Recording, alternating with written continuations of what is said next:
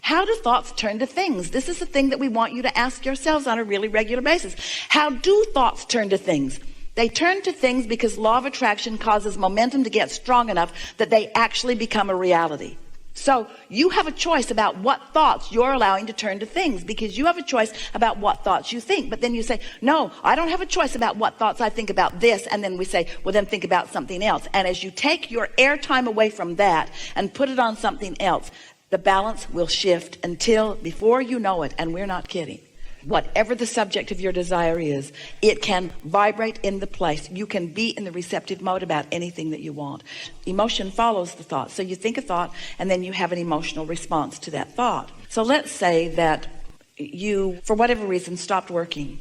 And so the money that's been coming in isn't coming in and hasn't for a while.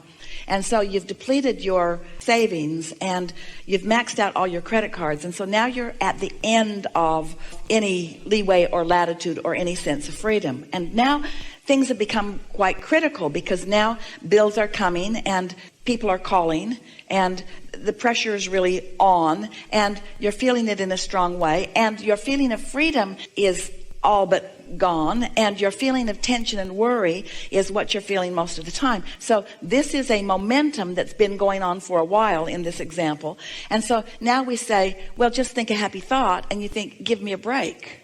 There's no possible way that I can think a happy thought under these conditions. The momentum is such that the universe is not dishing up to me anything other than worrisome thoughts. So if I'm going to think about this, and I probably am, then they're going to be worrisome thoughts, to which I'm going to have an emotional response. That's why we call them worrisome thoughts. It's thoughts of worry, maybe even panic. Maybe I'm not even sleeping at night. So thought and emotion all running really close together. How do I break this cycle? How do I get into something that feels better? And we say, first of all, you've got to change the subject, because this subject already has so much established momentum.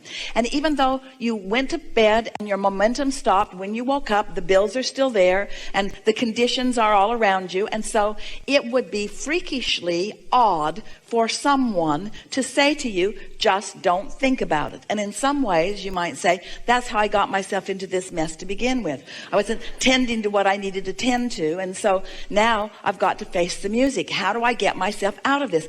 How do I get out ahead of it feeling wise? And we say, all right, you have to start at the beginning of this. First, you have to acknowledge that you are a vibrational being. Do you? In other words, we're going really general, and that the universe is responding to your vibration. So you might say yes, and then you might say yes, but the universe is responding to my vibration, and I'm really worried about this, and so the universe is giving me more. How do I break that cycle? So we say, we've got to change the subject. And then you argue for your limitations more by saying, I can't change the subject because money is tied to almost everything. It's tied to what I eat, and it's tied to where I live, and it's tied to who I hang out with, really. It's tied to so many things. How do I not think about that? And we say, by thinking about something else. You got to pay attention to what the universe is yielding to you through your path of least resistance. And this is what we really want you to hear. Remember, your inner being knows where you are financially. And your inner being knows where you are in terms of your vortex abundance. And your inner being knows how to bring you from one to the other. So your inner being knows what things are worrying you the most. Your inner being knows what your path of least resistance is. And you're not this good, any of you, at focusing doggedly on only one thing. Your greatest gift is that you are fickle. Your greatest gift is that there are so many things that you could think about and so many things that are asking for your attention. So it is for sure that today something is going to catch your attention that is off that subject.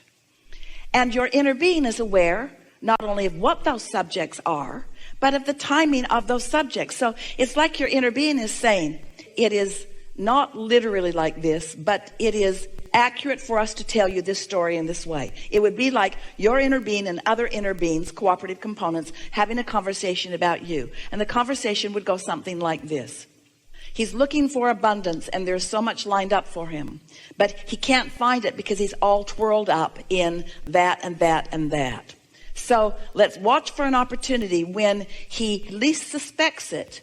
His cork is accidentally going to bob for a minute because he doesn't have the ability to stay focused on anything all day. So Be aware that its cork is going to bob, and when it does, fill that gap with thoughts that match that. Now, if you have done only one small thing, which is to say, I'm going to watch for opportunities to feel good, and when you accidentally aren't doing that thing you do that's holding your cork under the water, and you are bobbing up here on the surface, you are going to feel the difference for just a moment. If you have the acuity to run with that just a little bit, but most important, you don't have to run very far with it. Just notice that breath of fresh air, and maybe even an idea, because your inner being and all inner beings are really pouring the juice on. In other words, you're in a moment of less or no resistance, and so ideas are being presented to you, and you just might receive one of them. Even if you don't receive the idea, you're going to feel an amplified feeling of freedom, of feeling better. And your vibration is going to have changed a little bit, which means your point of attraction has shifted, which means the worrisome thoughts have to be less because your vibration has shifted, you see. So eventually you can stay off the subject. There is so much abundance that you don't have to pay for. Abundance comes to you through your vibrational payments, and your vibrational payments just mean your attention to things that feel good. And before you know it, you've distracted yourself enough from what's bothering you that you're not in the vibration of worry. You might be if you focus back on your checkbook, but you're not in the vibration of worry. And why would you spoil that run of momentum? And once you turn that corner, so to speak, so that your expectation is that the universe is yielding to you, you'll get those shivers of recognition when you realize that you received an impulse and you followed through on it, and look what it yielded to you. Because the universe is yielding to you all day, every day. You have no idea how much yield is flowing in your direction, how much abundance is being offered to you, is being yielded to you, but you're not letting it in because you've got all these stupid things that you think about that don't let it in. Let the one subject that you don't worry about be your cork floating subject. And if you focus on it long enough, pretty soon, by your lack of attention to the other subjects, they'll start floating. They'll start floating. All of a sudden, there's all these corks bobbing up here. And you say, where'd you all come from? Where'd you all come from? We've come up to join you in your chronic vibration. Everything that you want, we're up here joining you in the vibration where you are, you see.